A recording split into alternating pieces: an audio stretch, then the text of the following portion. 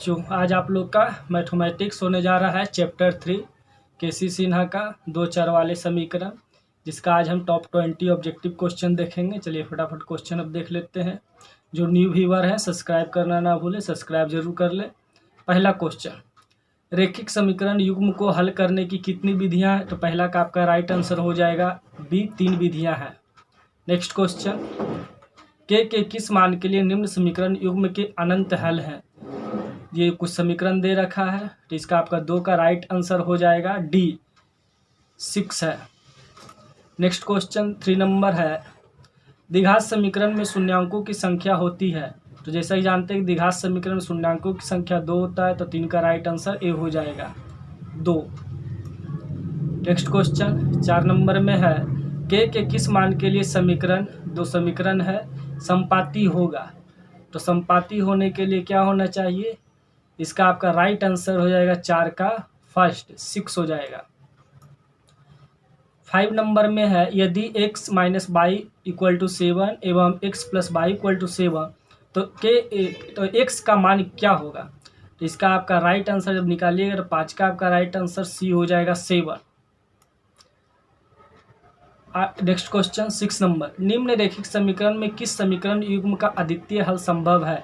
तो अद्वितीय हल के लिए क्या होना चाहिए? a1/a2 not equal to b1/b2। तो इसका आपका राइट आंसर हो जाएगा 6 का राइट आंसर आपका हो जाएगा। यहाँ क्या क्वेश्चन कहा था? क्वेश्चन कह रखा है अद्वितीय हल संभव नहीं है, इसका आपका राइट आंसर ए हो जाएगा, 6 का ए। नेक्स्ट क्वेश्चन 7 नंबर है, समीकरण जो दे रखा है दो समीकरण, दोनों के वास्तविक मूल हो तो के का मान क्या होगा? तो 7 का आपका राइट आंसर ए हो जाएगा 16। नेक्स्ट क्वेश्चन 8 नंबर है, दो क्रमगत विषम धनात्मक पूर्णांकों ज्ञात करें जिनके वर्गों का योग 290 है। तो इसका आपका राइट आंसर हो जाएगा 8 का ए। नेक्स्ट क्वेश्चन 9 नंबर में है, द्विघात समीकरण x² + 3x + 2 = 0 का शून्यांक क्या होगा? तो आपका 9 का राइट आंसर सी हो जाएगा, 9 का right answer C. Next question 10 number में आपका दे रखा है, यदि समीकरण युग्म 2x + 2y = 7 तथा a + b × x + a - b × y = 21 के अनंत हल हों तो इसका आपका राइट आंसर 10 का ए हो जाएगा। नेक्स्ट क्वेश्चन 11 नंबर, दो अंकों वाली संख्या अंकों के योग का चरगुना है। यदि संख्या में 24 जोड़ दिया जाए तो अंक दुगुना हो जाता है, तो संख्या क्या होगा? तो 11 का आपका राइट आंसर बी हो जाएगा 24। 12 नंबर है, द्विघात बहुपद 6² - 3x - 3 = 0 के शून्यक होगा। तो इसका आपका राइट आंसर 12 का सी हो जाएगा। नेक्स्ट क्वेश्चन 13 नंबर, द्विघात बहुपद का सबसे व्यापक रूप है। तो इसका 13 का आपका राइट आंसर हो जाएगा ax² + bx + c। तो आपका 13 का राइट आंसर ए हो जाएगा। नेक्स्ट क्वेश्चन 14 नंबर में है, किस बहुपद के सभी गुणांक शून्य हो तो उसे क्या कहते हैं? तो इसे शून्य बहुपद कहते हैं, 14 का राइट आंसर ए हो जाएगा। 15 नंबर, बिना घात के बहुपद को क्या कहते हैं? तो बिना घात के बहुपद को रेखिक बहुपद कहते हैं, 15 का राइट आंसर ए हो जाएगा। नेक्स्ट क्वेश्चन 16 नंबर में है, युगपत समीकरण 2x + 3y = 4 और 4x + 8y = 9 तो निकाय है, ये अद्वितीय हल है। 18 का आपका राइट आंसर बी हो जाएगा, 16 का। 17 नंबर, बहुपद 4x² - 1y 4x + 1 मूलों का योग क्या होगा? तो इसका आपका राइट आंसर 17 का ए हो जाएगा, ये 17 का बी हो जाएगा आपका राइट आंसर। 18 नंबर, दो संख्याओं का अंतर 26 है और एक संख्या दूसरी की 3 गुनी है, तो संख्या निम्न में से क्या होगा? 18 का आपका राइट आंसर ए हो जाएगा। नेक्स्ट क्वेश्चन 19 नंबर, दो अंकों वाली संख्या के अंकों का योग 9 है और संख्या के नौगुना संख्या के अंकों को पलटने पर बनी संख्या होगी। तो 9 का आपका राइट आंसर ए हो जाएगा 18। नेक्स्ट और लास्ट क्वेश्चन है, जो न्यू व्यूअर है अभी तक वो सब्सक्राइब जरूर कर लें। 20 नंबर है, दो संपूर्ण कोणों में बड़ा कोण छोटे कोण से 18 डिग्री बड़ा है तो उन कोणों का मान क्या होगा? तो 20 का आपका राइट आंसर ए हो जाएगा 99 और 81 डिग्री। तो ये तो अभी तक हम लोग ऑप्शन देख रहे थे, अब ये कैसे होता है इसका सलूशन देख लेते हैं। चलिए इसका अब हम लोग सलूशन की ओर बढ़ते हैं। अब हम लोग सलूशन पर आ चुके हैं। एक्सरसाइज 3 का चल रहा है top 20 VVI objective question. Solution हम लोग अच्छे से बढ़िया से आराम से देखेंगे और जो न्यू व्यूअर हैं, जो नए बच्चे हैं, वो एक्सरसाइज ये ऑब्जेक्टिव के साथ साथ सब्जेक्टिव का भी पढ़ाई कर सकते हैं, जो कि केसी सिन्हा का आपका निरंतर चल रहा है, जिसका आपका वीडियो एक्सरसाइज 4, एक्सरसाइज 5 और एक्सरसाइज 12 अपलोड हो चुका है। इसे आप लोग चैनल के माध्यम से पूर्ण रूप से कंप्लीट कर सकते हैं। और ये आपका जो है ऑब्जेक्टिव क्वेश्चन चल रहा है, आपका सब्जेक्टिव क्वेश्चन का वीडियो आज से अपलोड किया जा रहा है। तो पहले आप इसे कंप्लीट कर लें, उसके बाद एक्सरसाइज 3 भी आप लोग सब्जेक्टिव अपलोड करेंगे, ठीक है, उसे भी कंप्लीट कर लीजिएगा। अब देखते हैं हम इसका सलूशन। अभी तक हमने ऑप्शन देखा, अब चलिए हम लोग क्या देख लेते हैं, सलूशन देख लेते हैं कि आखिर बनता कैसे। चलिए, पहला क्वेश्चन दे रखा है, पहला क्वेश्चन आपका दे रखा है, रैखिक समीकरण युग्म को हल करने की कितनी विधियां हैं। तो इसको हल करने की ये जो है 3 विधियां हैं। कितनी विधियां हैं? 3 विधियां, 3 विधियां हैं। अब जानेंगे ये कौन कौन सा है। इसका सलूशन देख रहे हैं तो अच्छे से देखेंगे, बढ़िया से देखेंगे कि फिर ये कभी भविष्य में हम लोग को प्रॉब्लम ना हो। तो चलिए ये 3 विधि हम लोग देख लेते हैं, कौन कौन सा ये 3 विधि में हम लोग के पास है। आप लोग जानते हैं, बस थोड़ा सा याद कर लेना, ध्यान कर लेना। पहला होता है विलोपन। पहला कौन सा है? विलोपन मेथड, है ना, अब याद आ रहा होगा ये। चलिए पहला। दूसरा हम लोग लिख लेते हैं, दूसरा हो जाएगा आपका ये प्रतिस्थापन। सारा का सारा हम लोग पढ़ चुके हैं, और जो बच्चे नहीं पढ़े हैं उसका के लिए सब्जेक्टिव डाला जा रहा है, पढ़ सकते हैं। और तीसरा आप लोग को अब याद आ गया होगा खुद से, ब्रज गुणन विधि। कौन सा विधि था? ब्रज गुणन। तो आप लोग राइट आंसर तो मार ही लिए होंगे इसका ए, ठीक है। चलिए नेक्स्ट क्वेश्चन हम लोग देख लेते हैं। नेक्स्ट क्वेश्चन क्या है? सेकेंड में है, के किस मान के लिए निम्न समीकरण युग्म के अनंत हल हैं। तो सबसे पहले जानेंगे कि अनंत हल होने के लिए करना क्या पड़ता है, ठीक है। अच्छे से एकदम देखेंगे, जब बना रहे तो अच्छे से बनाएंगे। अनंत हल होने के लिए आप लोग बस ये 20 ऑब्जेक्टिव अगर रिवीजन कर लेते हैं तो आप लोग को बोर्ड एग्जाम में क्वेश्चन नहीं फंसेगा, खास करके ये एक्सरसाइज का। a1/a2 इक्वल टू b1/b2 और इक्वल टू c1/c2। जो बच्चे ये एक्सरसाइज पढ़ लिए होंगे उन्हें अब याद आ रहा होगा। ये है अनंत हल होने का कंडीशन। तो फर्स्ट समीकरण से हमको लोग a1 b1 c1 और सेकेंड समीकरण से a2 b2 और c2 ज्ञात कर लेंगे। चलिए ठीक है। पहला समीकरण से 2 3 5, 2 3 और ये हो गया 5। सेकेंड से कितना हो जाएगा? 4 के और ये हो गया 10 हो गया। कंडीशन अप्लाई कर दे, a1/a2 मतलब 2/4, 2/4। ये कितना हो जाएगा? 3/k। ये कितना हो जाएगा? 5/10। तो तीनों आपस में बराबर है, किसी से भी कंपेयर कीजिए आंसर आ जाएगा। चलिए हम इससे कंपेयर कर लेते हैं। किससे? इससे। कितना है? 2/4 और 3/k। 2 इधर चल जाएगा, ये हो जाएगा 2k और ये कितना होगा? गुना। गुने में हो जाएगा 12। कैंसिल हो गया कितने बार में? 6 बार में। तो k का वैल्यू मेरे पास क्या आ गया? 6 आ गया। तो इसका राइट आंसर आपका क्या हो गया? डी हो गया। नेक्स्ट क्वेश्चन देखते हैं। थर्ड नंबर क्वेश्चन है, द्विघात समीकरण में शून्यांकों की संख्या होती है। तो सिर्फ टिक मार देने से नहीं होगा, एकदम अच्छे से बनाने। पहले द्विघात समीकरण का एक व्यापक रूप होता है। क्या होता है? व्यापक रूप। उसे हम लोग जान लेते हैं कि आखिर होता क्या है। ये सवाल शायद आगे जा कर के आएगा भी। ax² प्लस bx और प्लस का c होता है, और इसके 2 शून्यांक होते हैं। कितने शून्यांक होते हैं? 2 शून्यांक होते हैं। 2 शून्यांक होते हैं। और वो कौन कौन होते हैं जो भी देखिए, एक होते हैं अल्फा और एक होते हैं बीटा, और दोनों का कुछ न कुछ वैल्यू होता है।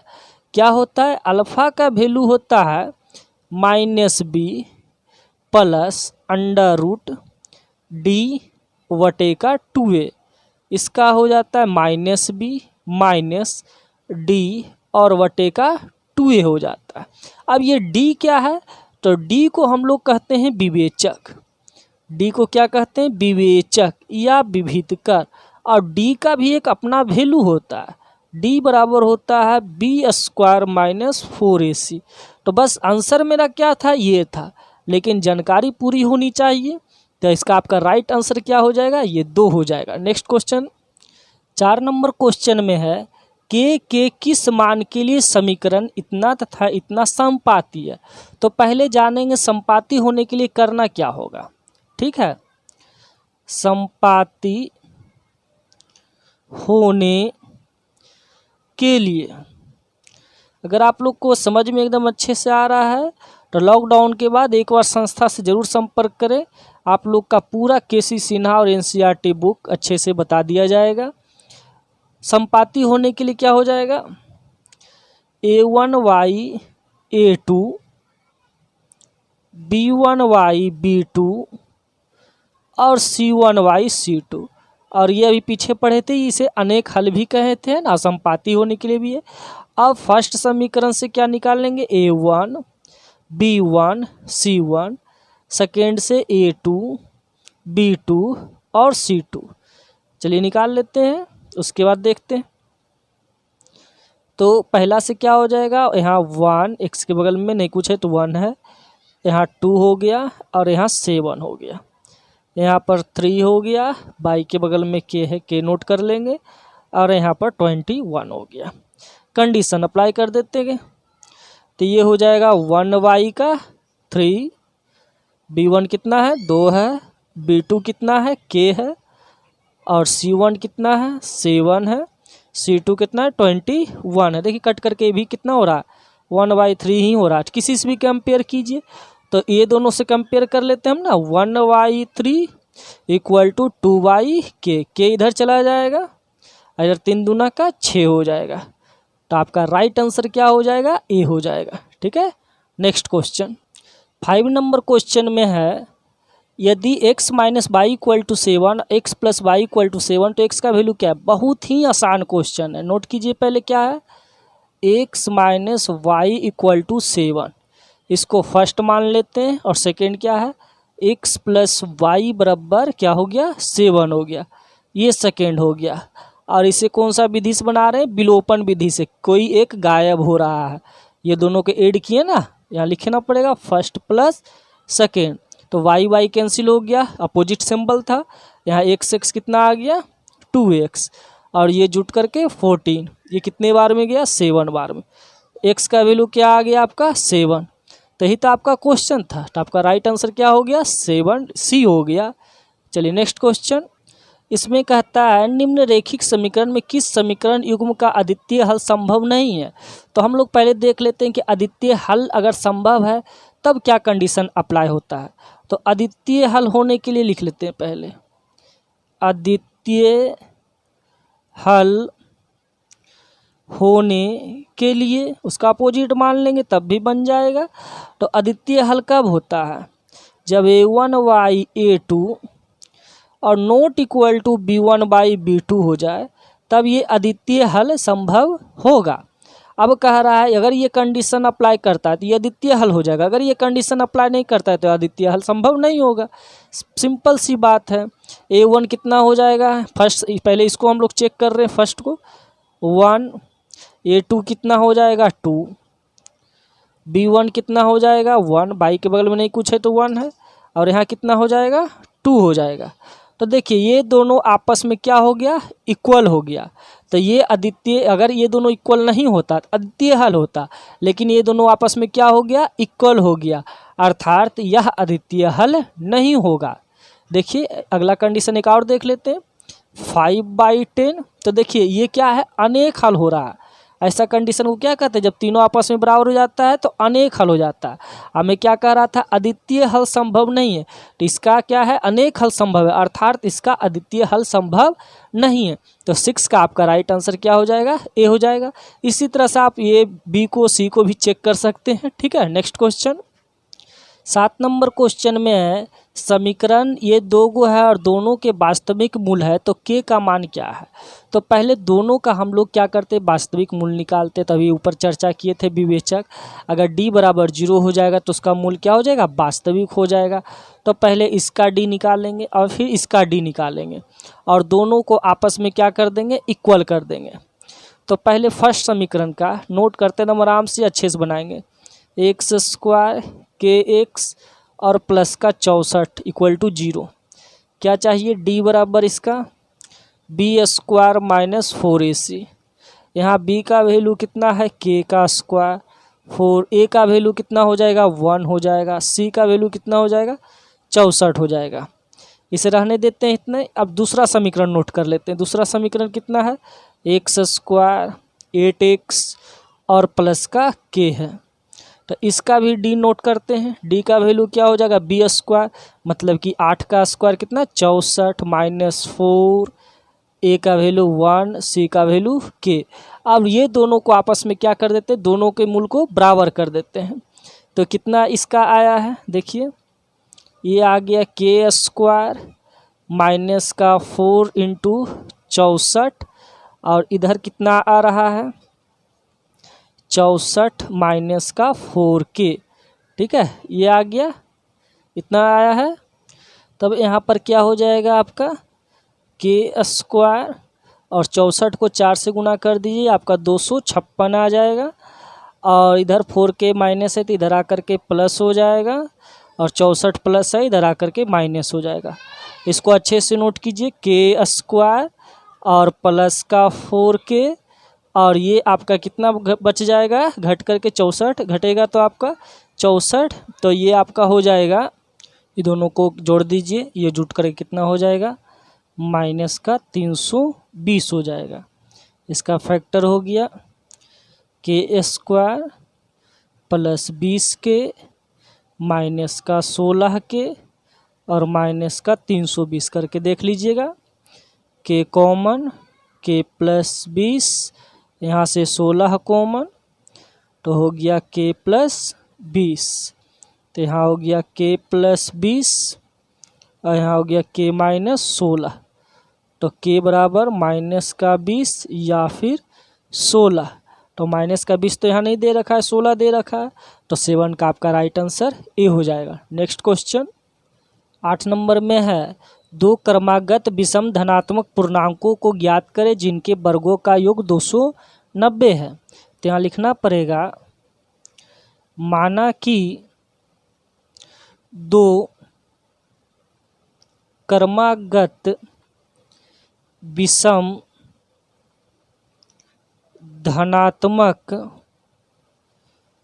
पूर्णांक x और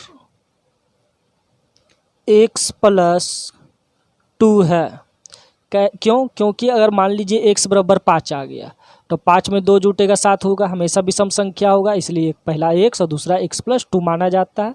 अब अकॉर्डिंग टू क्वेश्चन, प्रश्नानुसार क्या कहा, कहता है कि दो क्रमागत विषम धनात्मक पूर्णांकों को ज्ञात करें जिनके वर्गों का योग 290 है। क्या कह रहा है, वर्गों का योग। चलिए, वर्गों का योग कितना हो जाना चाहिए, 290 होना चाहिए। कितना होना चाहिए, 290। तो इसके लिए हम लोग क्या कर लेंगे, अब एक्स स्क्वायर ए प्लस बी का होल स्क्वायर तोड़िए, ए स्क्वायर और बी स्क्वायर प्लस 2ab बराबर का 290। जोड़ दीजिए इसको, 2x स्क्वायर प्लस का 4x प्लस का 4 और ये हो गया 290। दो कॉमन ले लीजिए तो बच जाएगा x square plus 2x plus का 2 और ये 290 कट जाए कितने बार में, 145 बार में।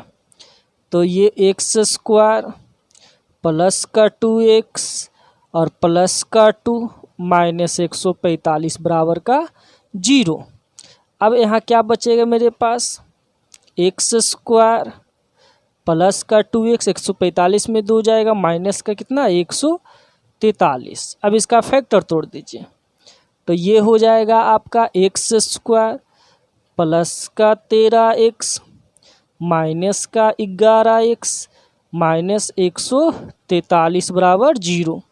x कॉमन लीजिए, x प्लस 13, यहाँ से 11 कॉमन लीजिए तो x प्लस 13 बराबर 0। तो ये हो गया x प्लस 13 और ये हो गया x माइनस 11 हो गया। तो x का दो वैल्यू आएगा, एक तो 11 प्लस में आ जाएगा और 13 क्या आ जाएगा माइनस में। 13 क्या हो जाएगा आपका माइनस में। तो हमें चाहिए क्या, क्या कहता है विषम धनात्मक पॉजिटिव चाहिए। तो x बराबर अगर 11 रखेंगे तो दूसरा संख्या क्या आएगा, x 11 हो जाएगा, दूसरा क्या हो जाएगा 11 और 1, 11 और 2 13 हो जाएगा। मतलब कि आपका संख्या 11 और 13 आएगा। विषम संख्या नहीं लेना है, माइनस वाला नहीं लेना है, बोल दिया था शुरू में ही धनात्मक संख्या पॉजिटिव संख्या। तो आपका राइट आंसर 8 का ए हो जाएगा। नेक्स्ट क्वेश्चन 9 नंबर क्वेश्चन है, द्विघात समीकरण x² + 3x + 2 = 0 का शून्यांक क्या होगा। तो इसका आपका राइट आंसर क्या होगा ये देखना होगा बना करके। क्वेश्चन लिख लेते हैं पहले, x² प्लस का 3x प्लस का 2 = 0। फैक्टर तोड़िए तो x² plus 2x plus x plus का 2 = 0।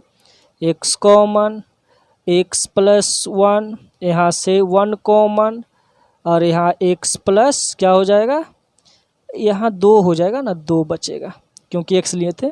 यहाँ 1 कॉमन तो यहाँ भी x प्लस 2 बराबर 0। ये दोनों बराबर होना चाहिए तभी सही बनेगा। तो x प्लस 2 कॉमन हो गया, यहाँ क्या बचा x प्लस का 1। तो x का वैल्यू क्या क्या निकलेगा, एक माइनस में निकलेगा, ये भी माइनस में निकलेगा। तो आपको पता चल गया राइट आंसर क्या होगा।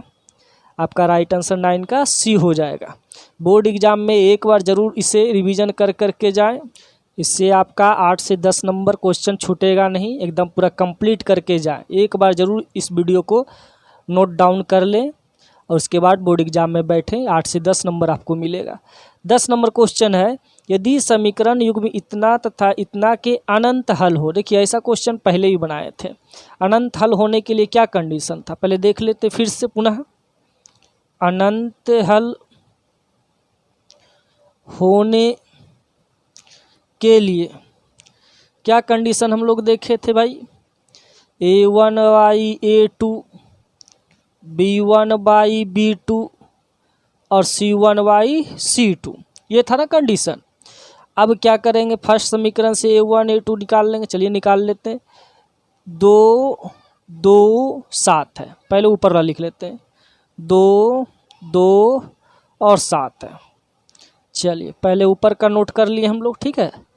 अब नीचे का नोट कीजिए, a प्लस बी, सेकेंड में क्या है a माइनस बी, थर्ड में क्या है 21 है, ठीक है। ये तो कट भी जाएगा, कितना बचेगा 1/3।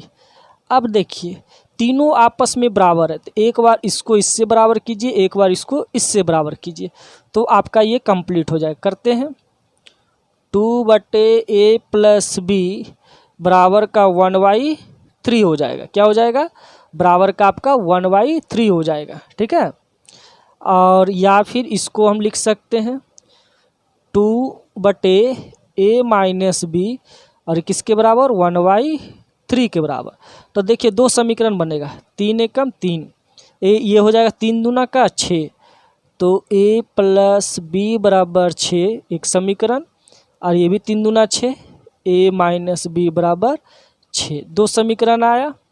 कर दीजिए फर्स्ट प्लस सेकेंड, तो ये b और b कैंसिल हो गया, यहाँ जुट करके 2a और ये हो गया 12, तो a बराबर कितना आ गया 6 आ गया। जब a का मान आ गया तो b का मान तो आप लोग खुद निकाल लीजिएगा। क्यों निकाल लीजिएगा भाई, तो देखिए आप b का वैल्यू निकाल सकते हैं। देखिए a प्लस बी = 6, तो a का जगह पर अगर 6 रखें, 6 में से 6 जाएगा क्या हो जाएगा 0 आ जाएगा, तो b का वैल्यू क्या निकल करके आएगा 0। तो आपका राइट आंसर पता चल गया, आपका इसका राइट आंसर फर्स्ट हो जाएगा 10 का ए। चलिए नेक्स्ट क्वेश्चन 11 नंबर में दे रखा है, 2 अंकों वाली संख्या अंकों के योग का चरगुना है। क्या है, चरगुना। यदि संख्या में 24 जोड़ दिया जाए तो अंक दुगना हो जाता है, तो संख्या क्या होगा। तो पहले संख्या मानना होगा। माना कि संख्या का इकाई अंक, कौन सा अंक, इकाई अंक है ना, इकाई अंक बाई मान लेते हैं और दहाई अंक x मान लेते हैं, तब संख्या क्या हो जाएगा, तब संख्या हो जाएगा 10x प्लस y हो जाएगा। और इसे अच्छे से समझने के लिए इसका सब्जेक्टिव वीडियो ज़रूर देख लें, है ना, ये आपका अपलोड हो जाएगा। ये तो हम अभी एक एक करके देख रहे हैं, उसमें बहुत सारा क्वेश्चन आएगा तो आप बनाते बनाते सीख जाइएगा। ये संख्या हो गया। अब अकॉर्डिंग टू क्वेश्चन, क्वेश्चन आखिर कहता क्या है, क्वेश्चन क्या कहा, क्वेश्चन आपका कहता है कि 2 अंकों वाली संख्या के अंकों का योग का चरगुना है, क्या है, तो पहले संख्या लिखिए, 2 अंकों वाली, चलिए एक संख्या हम लिख लिए, संख्या 2 अंकों वाली संख्या लिख लिए, अंकों के योग का चरगुना है, अंक कितना है, तो अंक है x प्लस वाई और उसका कितना है, तो 4 गुना है, कितना है, 4 गुना है। इसको हल कर सकते हैं हम लोग, 10x प्लस वाई गुना कीजिए 4x प्लस 4y, ठीक है, इसे हम गुना कर सकते हैं ना।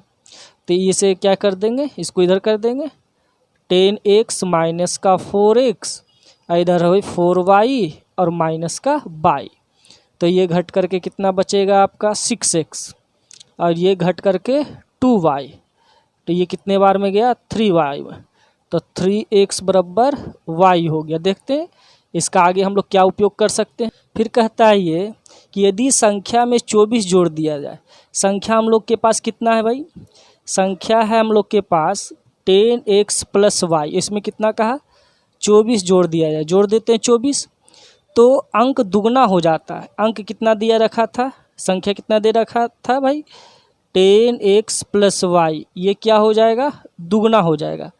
अब इसको भी थोड़ा हल कर लेते हैं, ये कितना हो जाएगा 20x और 2y, x को इधर ले आइए, है ना, तो ये 20x में से चला गया 10x और 2y भी है ना, 2y में से चला जाएगा माइनस का y और 24 उधर ही छोड़ देते हैं, घटा दीजिए, घट करके क्या बचेगा आपका 10x प्लस का y और ये आ गया आपका 24। ये समीकरण सेकेंड मान लेते हैं, इसको फर्स्ट। इसको प्रतिस्थापन विधि से बना लेते हैं, ये आसान है, प्रतिस्थापन कर देना, y का वैल्यू डायरेक्ट यहाँ रखिए, तो 10x प्लस ये y का वैल्यू हम लिख सकते हैं 3y, 3x, y की जगह पर 3x, ये कितना हो गया आपका 24 हो जाएगा ना। सॉरी यहाँ पर थोड़ा सा मिस्टेक हो गया था, यहाँ 4y में y जाएगा, तो 4y में y जाएगा 3y बचेगा, ध्यान नहीं दिए थे आप लोग, चाहे देख दिए होंगे, आप लोग सोच रहे होंगे कब सुधारेंगे सर। तो ये 3 से कटेगा तो ये कितना आ जाएगा 2 आ जाएगा, क्या आ जाएगा 2, तो ये हो जाएगा 2x हो जाएगा। देखिए अभी यहाँ मान रखने वक्त समस्या हो गया था, तो y का वैल्यू कितना रखा जाएगा 2x रखाएगा, कितना रखाएगा 2x, अब सही है। और ये कितना हो गया 24 हो गया, जोड़ दीजिए 12x बराबर का 24, कितने बार में चला गया 2 बार में, तो x का वैल्यू कितना निकाल लिए हैं 2 निकाल लिए हैं, तो x का वैल्यू निकाल लिए तो y का भी वैल्यू हम लिख सकते हैं, y का वैल्यू नहीं लिख सकते हैं, देखिए हैं कहीं पर भी आप मान रख दीजिए y का वैल्यू आ जाएगा, कहीं पर भी समीकरण इसी में रखिए ना। x का वैल्यू कितना 2, तो 10 दूना का 20, 20 जाके घटेगा 24 में से, तो क्या आ जाएगा 4 आ जाएगा, तो y का वैल्यू क्या आ जाएगा 4, करके देखिएगा, ये बहुत आसान है। x का वैल्यू डायरेक्ट यहाँ रखिए, तो 10 दूना का 20, 20 इधर गया 24 में से तो 4, सिंपल तो है, x y का वैल्यू आ गया। तो हम लोग को पता चल गया संख्या क्या है, संख्या क्या माने थे, संख्या था 10x प्लस वाई, संख्या ही ना, देखिए है ना 10x प्लस वाई, तो 10x का वैल्यू 2 और y का वैल्यू 4, तो कितना हो गया 20 प्लस का 4, जुट करके आपका 24 हो गया। तो आपका राइट आंसर पता चल गया, 24 का है भाई, यहाँ बी है, 11 का आपका बी हो गया। 12 नंबर क्वेश्चन है, द्विघात समीकरण इतना है कि शून्यांक होगा। चलिए इसको हल कर दीजिए डायरेक्ट, क्या 6x square minus 3x minus 3 equal to कितना दे रखा है 0 दे रखा है, तो यहाँ से देखिए 3 कॉमन हो गया, तो बच गया क्या 2x माइनस का x और माइनस का 1 बराबर 0, 3 जा करके ख़त्म। तो 2x माइनस एक्स माइनस 1 बराबर 0। अब इसका फैक्टर तोड़ दीजिए, फैक्टर क्या हो जाएगा आपका, एक्स स्क्वायर छूट गया था, 2x स्क्वायर और माइनस का 2x और प्लस का x और माइनस का 1 बराबर 0। तो 2x कॉमन बच गया x minus 1, 1 common x minus 1 का 0। तो x माइनस 1 ये हो गया 2x प्लस का 1। तो x का वैल्यू क्या आ जाएगा, एक तो 1 आ जाएगा और ये माइनस में जाएगा तो 1/2 आ जाएगा। तो आपका राइट आंसर पता चल गया, 1 और माइनस 1/2 कहीं पर, हाँ ये है। चलिए नेक्स्ट क्वेश्चन, 13 नंबर क्वेश्चन है, द्विघात बहुपद का सबसे व्यापक रूप है। ये हम शुरू में ही इसका बात कर लिए थे कि द्विघात समीकरण का व्यापक रूप क्या है, ये फर्स्ट है। तो इसका 13 का आपका राइट आंसर ये हो गया, ये आप याद कर लीजिएगा, इसका चर्चा हम शुरू में कर लिए थे शायद सेकेंड या थर्ड क्वेश्चन में। नेक्स्ट आपका दे रखा है 14 नंबर में, किसी बहुपद के सभी गुणांक शून्य हैं तो उसे हम क्या कहते हैं। तो जब इसका गुणांक क्या होता है, शून्य होता है, तो इसका हम लोग शून्य बहुपद कहते हैं। तो इसका राइट आंसर क्या हो जाएगा, शून्य बहुपद, ये याद करने का है। चलिए नेक्स्ट क्वेश्चन 15 नंबर में दे रखा है आपका, बिना घात के बहुपद को क्या कहते हैं। तो हम लोग जानते हैं कि बिना घात के बहुपद को हम लोग रेखिक बहुपद कहते हैं। तो 15 का आपका ए हो जाएगा, ये भी याद करने का, याद कर लीजिएगा अच्छे से। और 16 नंबर क्वेश्चन आपका है, युगपत समीकरण इतना तथा इतना तो निकाय, ये तीनों में से कौन सा ऑप्शन है। तो इसका कंडीशन हम लोग चेक कर लेंगे, ठीक है। पहले A1 B1 और C1 निकाल लेते हैं, A2 B2 और C2 निकाल लेते हैं, ठीक है। तो क्या हो गया आपका 2 3 5, 2 3 और 5, यहाँ 4 8 9, 4 8 9 और देख लीजिए 2/4, ये हो गया 3/8। यहीं पर तो दोनों इक्वल नहीं हो रहा है, अर्थात कौन सा कंडीशन है, A1/A2 not equal to B1/B2। तो ये क्या हो जाएगा आपका अद्वितीय हल, क्या हो जाएगा ये अद्वितीय हल।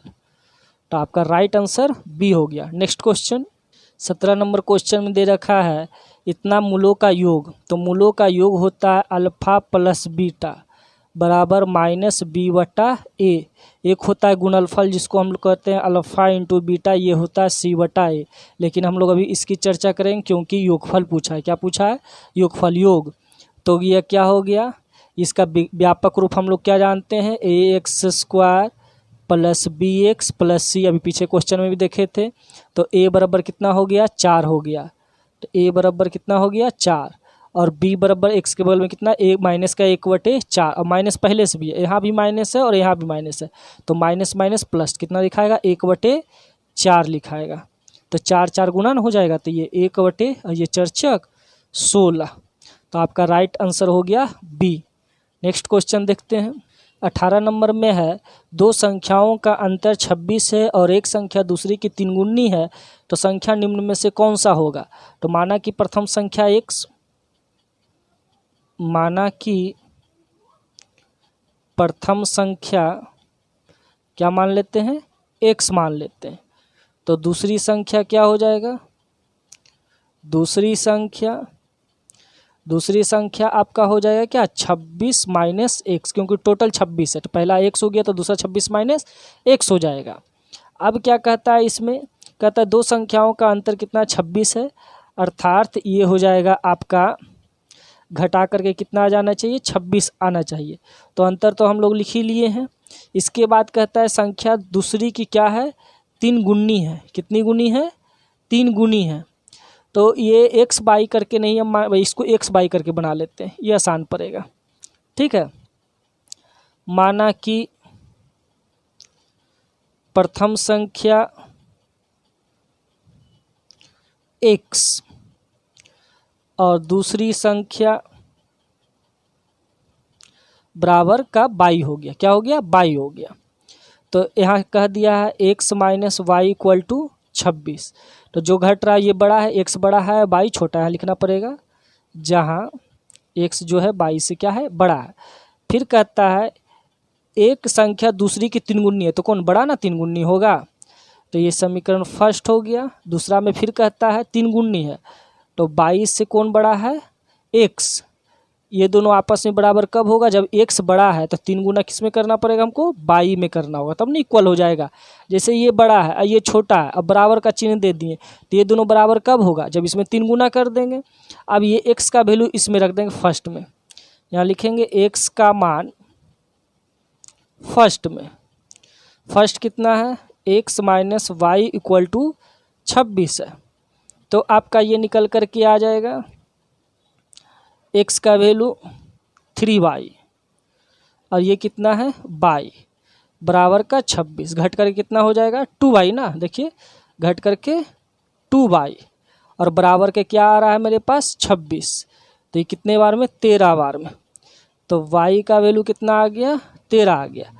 तो जब y 13 आ गया तो 13 जा कर के इधर क्या हो जाएगा, इधर माइनस है, इधर जा कर के प्लस, तो 13 और 26 कितना 39। x का वैल्यू क्या हो जाएगा 39 हो जाएगा। करके देख लीजिएगा आराम से। y का वैल्यू रखिएगा, समय यहीं पर रखिए ना y का वैल्यू भाई। तो 33 39, x का वैल्यू आया 39, इतना आसान तो है। तो इसका राइट आंसर आपका ए हो जाएगा, 18 का ए। नेक्स्ट क्वेश्चन 19 नंबर में है, 2 अंकों वाली संख्या के अंकों का योग 9 है। तो मान लेते हैं, माना कि संख्या का इकाई अंक x और दहाई हो गया आपका y, ठीक है, ये x हो गया और ये y हो गया। तब आपका संख्या क्या बनेगा, संख्या बन जाएगा 10x प्लस वाई। क्या हो जाएगा 10x प्लस वाई।